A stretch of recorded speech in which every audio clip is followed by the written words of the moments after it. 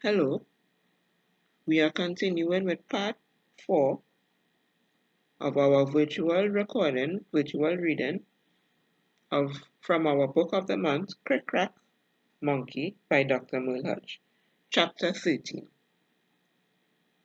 It must have been about in third standard that Helen came into existence, for by then I used to look forward to the library van on Saturdays with the greatest of impatience, having usually read the 2 books by Monday morning.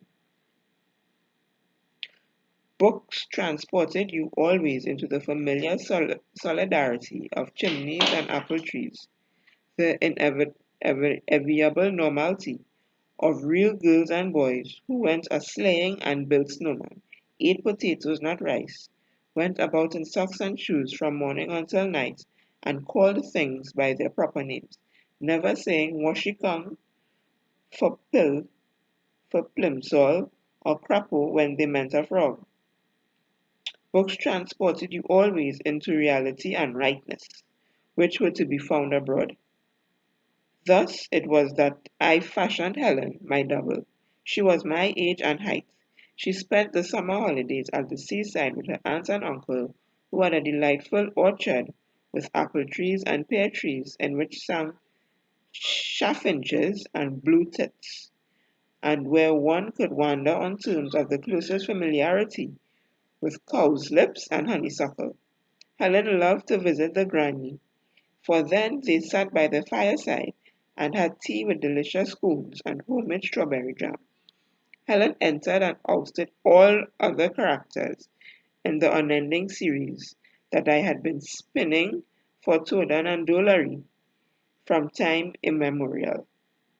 At one time I took to putting on shoes the moment I woke up in the morning, and not removing them again until bedtime.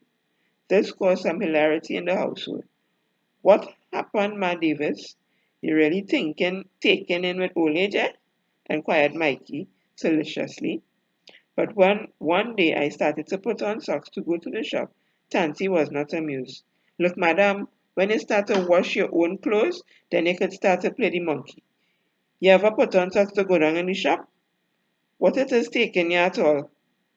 I loved rainy mornings, for then I could pretend it was winter as I left for school, bundled up in an old jacket. Helen wasn't even my double. No, she couldn't be called my double. She was the proper me.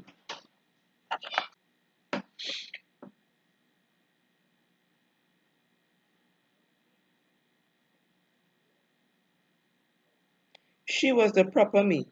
And me, I was her shadow hovering about in incompleteness. For doubleness, or this particular kind of doubleness, was a thing to be taken for granted. Why, the whole of life was like a piece of cloth, with a right side and a wrong side.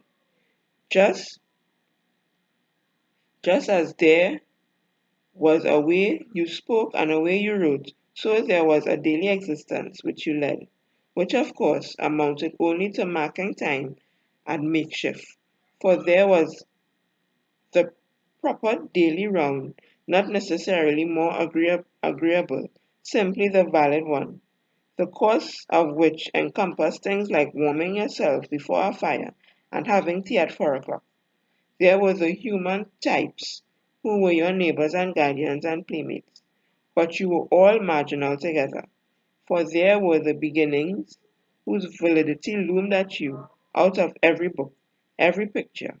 Often there were natives and red Indians and things, but these were for chuckles and for beating back, to bring you once more the satisfaction, the right prevaileth, always just before the end.